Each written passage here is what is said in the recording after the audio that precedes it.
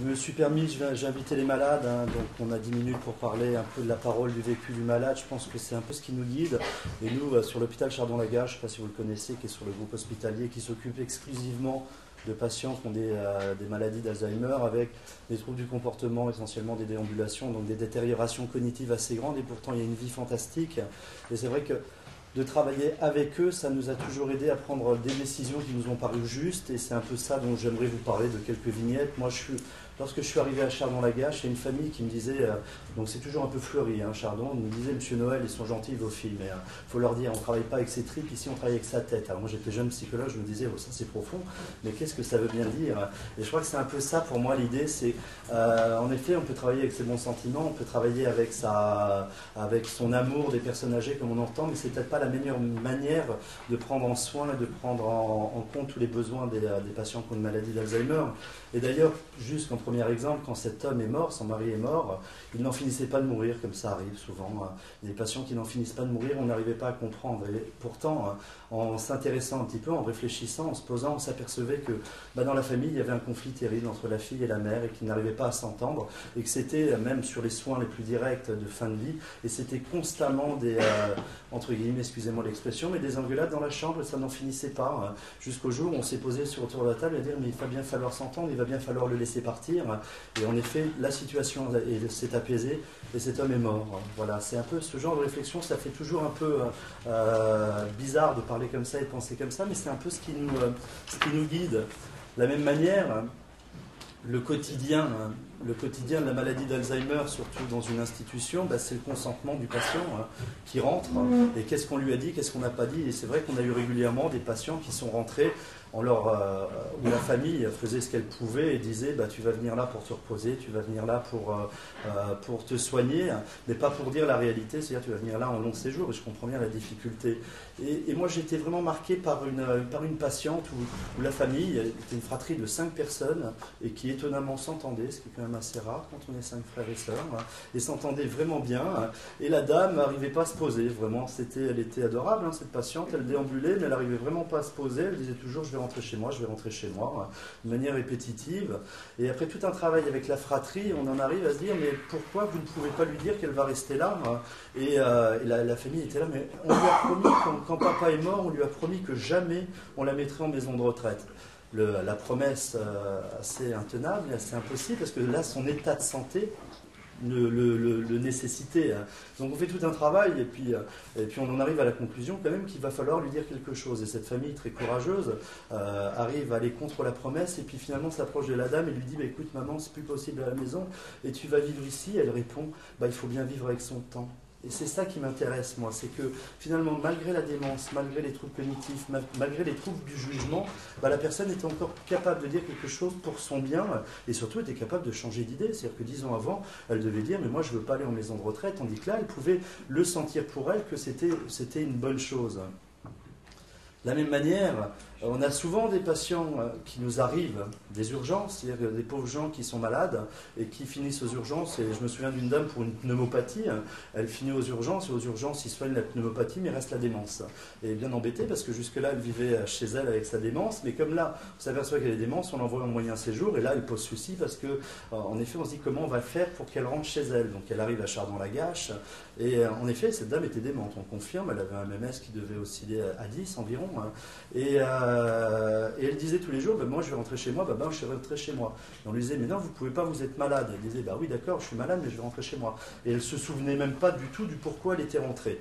Et ça devenait intenable. Et on était vraiment dans cette interrogation de se dire, mais si on l'a fait entrer en institution, elle va vouloir sortir, elle ne va jamais se poser, elle va en mourir. Et donc c'est là qu'on se dit, mais on va aller voir à domicile. Finalement, on nous dit que ça se passe bien, elle a peut-être raison. Et en effet, on arrive à domicile, et avec son MMS à 10, elle arrivait à manger, parce qu'elle avait les commerces en bas. Sa maison était d'une propreté incroyable, mieux que chez nous, je pense. Et les voisins disaient, non, elle est très gentille, nous, elle ne nous dérange pas, on veut bien qu'elle reste.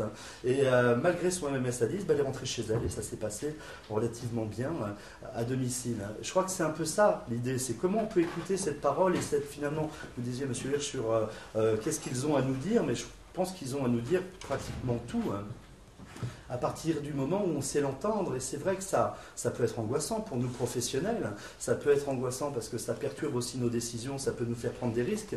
Et pourtant, c'est important, même si c'est poignant. Là, j'ai en souvenir une patiente qui vient d'arriver à l'hôpital de jour, une ancienne surveillante générale, donc qui a un mauvais caractère, hein, ça se présente, et qui nous dit, bon, la première fois qu'elle nous voit, elle nous dit, vu ce que j'ai vu dans la salle d'attente, j'imagine que vous ne les préparez pas à Polytechnique. Bon, elle a son franc d'en parler, hein.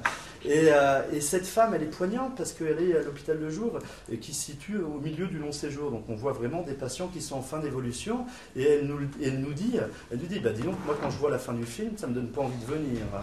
Et pourtant, voilà, ces expressions, et ces expressions qu'on appelle de lucidité, mais pour moi finalement c'est l'expression normale de quelqu'un, hein, on le retrouve à tous les niveaux. Des personnes qui parlent plus, je me souviens d'une qui disait, mais moi c'est le blanc dans ma tête, enfin, qui le décrivait de cette manière, c'est le blanc ou c'est le vide. C'est des choses qu'on entend fréquemment, ou qui vont dire, même en étant très détériorés, qui vont dire, mais je suis nul, parce qu'il y a toujours finalement cette perception qu'on n'est pas comme on devrait être. Et c'est ça qui fait vraiment la difficulté, à vivre.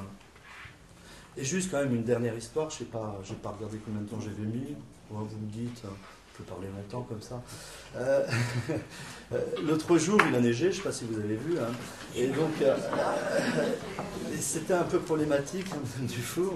On avait quelques patients qui étaient à l'hôpital de jour, mais on n'avait pas d'ambulance pour les faire retourner chez eux, hein. Donc, fort heureusement, nous avons un petit bus donc on a fait une tournée entre professionnels de l'hôpital pour les faire retourner chez eux. On a mis du temps parce qu'on devait aller jusqu'à Saint-Cloud, hein. Et j'étais vraiment là.